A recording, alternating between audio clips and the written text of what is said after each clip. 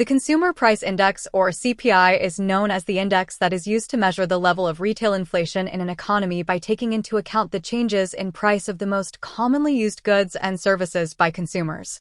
CPI is denoted by a basket of goods and services, and the changes in this basket is studied over a time period. It is commonly used by policymakers and the economists as a measure of inflation, along with the GDP deflator. There are 4 steps in the calculation of CPI and the level of inflation in an economy, which are as follows. Fixing a basket of goods and services as a reference. Calculating the cost of the selected basket. Calculating the CPI. Calculating the inflation rate. Consumer Price Index, CPI, can also be used for determining the cost of living of the people of a country.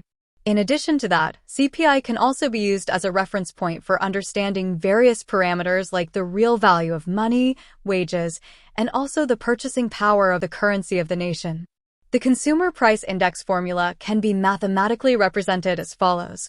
Consumer Price Index, CPI, equals to cost of the basket in the current year divided by cost of the basket in the base year, whole of it multiplied by 100, which gives a percentage value. Or it can be represented as Consumer Price Index CPI equals to cost of the basket in the current year, denoted by T, divided by cost of the basket in the base year, denoted by O, whole of it multiplied by 100, which gives a percentage value. This concludes the lecture about the concept of Consumer Price Index formula, which plays an important role in determining the inflation rate in an economy.